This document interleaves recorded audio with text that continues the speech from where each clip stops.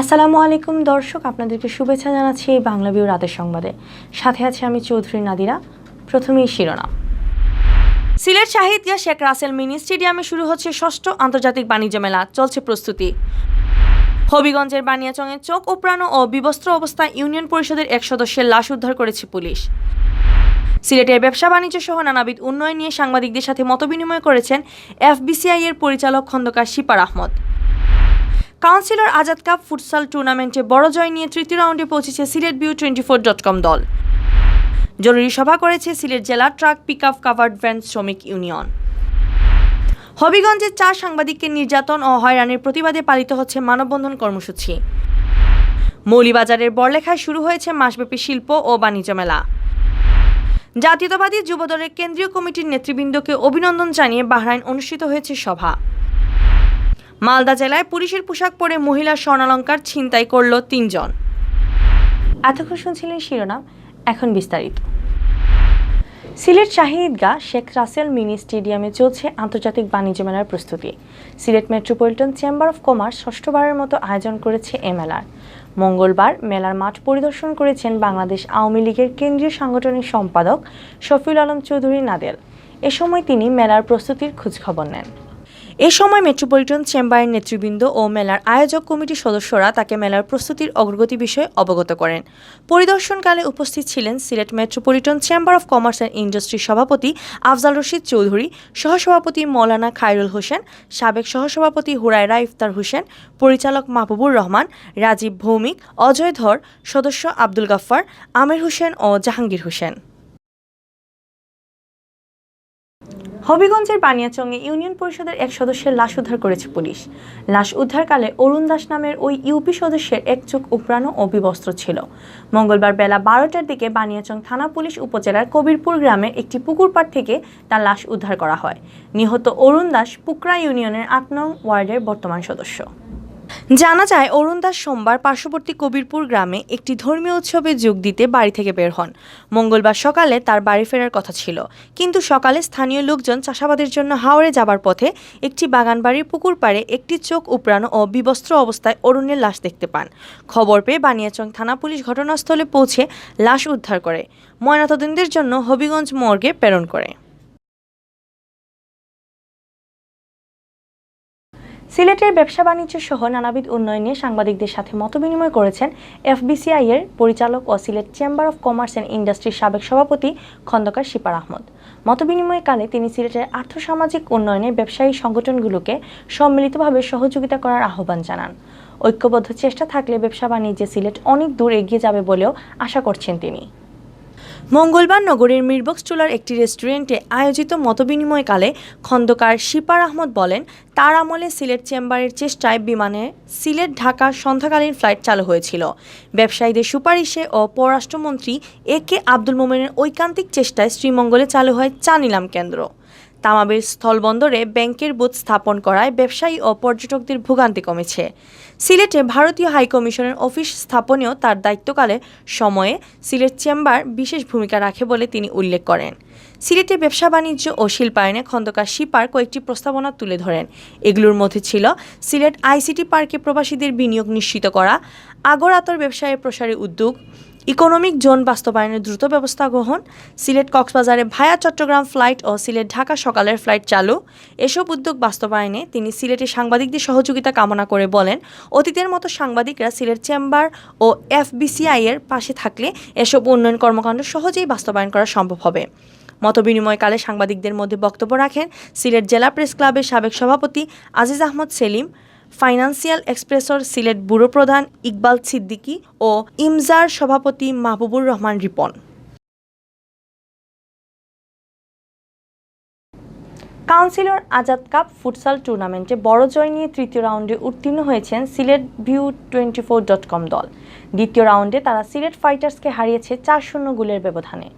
দলের পক্ষে জোড়া গোল করেন বাংলাদেশ ফুটবলের গোল্ডেন বয় খ্যাত জাতীয় দলের সাবেক খেলোয়াড় শাহাজুদ্দিন টিপু, আর একটি করে গোল পান ইমরাজ ও মারজুক। সোমবার রাত 8:30টায় টিলাগড় পয়েন্টের সংলগ্ন মাঠে আজাদ কাপ ফুটসালের দ্বিতীয় রাউন্ডে বার্ষিক জোড়া ইকোপার্ক গ্রুপে সিলেট ফাইটার্সের মুখোমুখি হয় Banglaviewtv দল। খেলা শুরু থেকে প্রতিপক্ষ দলকে চাপে রাখে সিলেট ভিউ।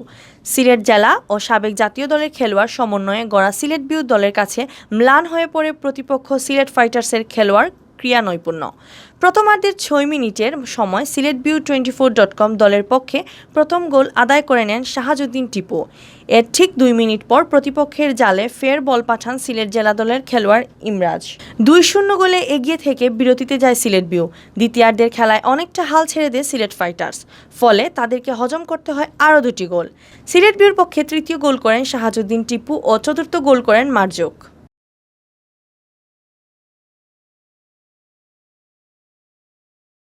সিলেট জেলা ট্রাক পিকআপ কাভার্ড ভ্যান শ্রমিক ইউনিয়ন রেজিস্ট্রং নং চট্টগ্রাম 2159 এর জরুরি সভা অনুষ্ঠিত হয়েছে।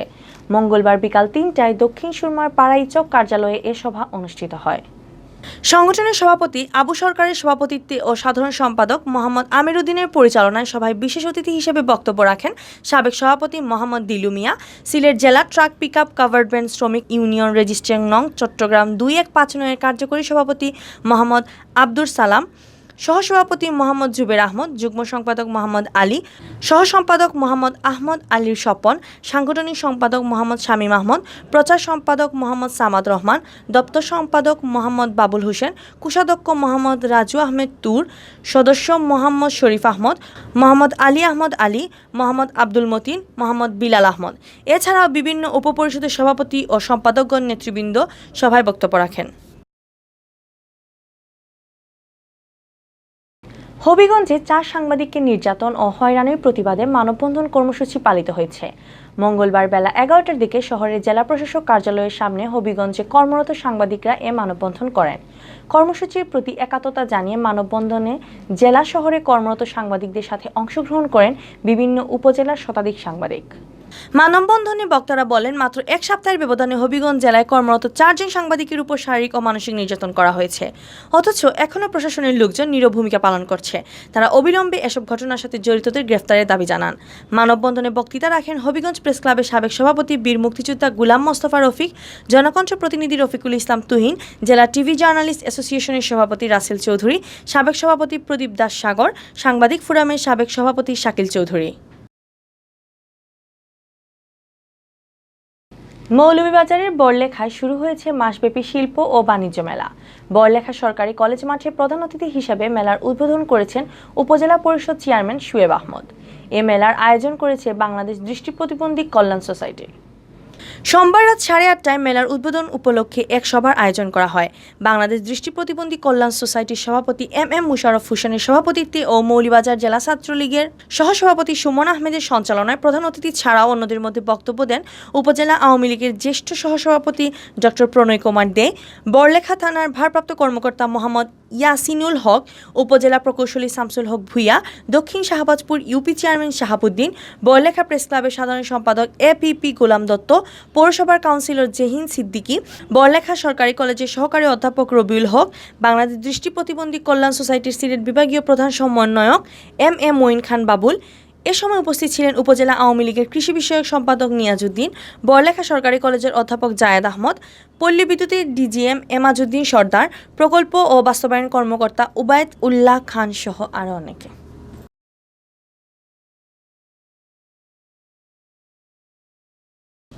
যুবদলের কেন্দ্রীয় কমিটির নেতৃবৃন্দকে অভিনন্দন জানিয়ে সভা করেছে বাহরাইন কেন্দ্রীয় যুবদল।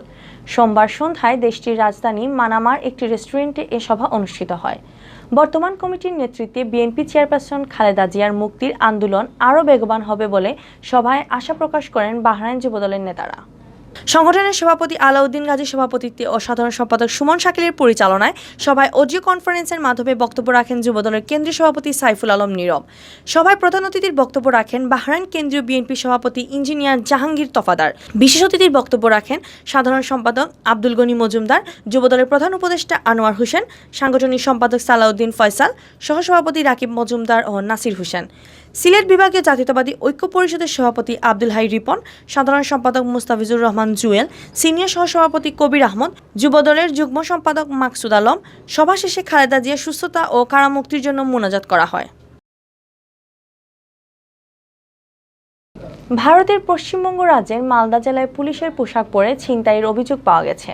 মঙ্গলবার ভোরে পুলিশ লাইন এলাকায় পুলিশের পোশাক পরিহিত ৩ জন গাড়ি থামিয়ে এক মহিলার কাছ থেকে সোনার অলংকার ছিনতাই করে পালিয়ে যায়।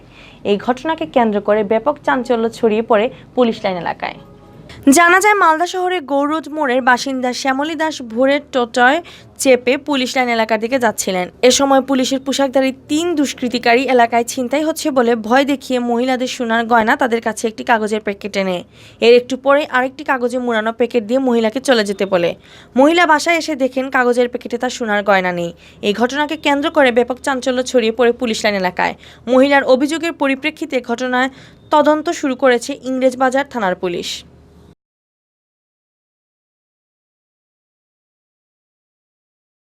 শুনছিলেন বাংলাভিউ সংবাদ। এরপর প্রচারিত হবে সিলেটের আঞ্চলিক ভাষার সংবাদ। দেখার আমন্ত্রণ রইল। সাথে থাকার জন্য ধন্যবাদ।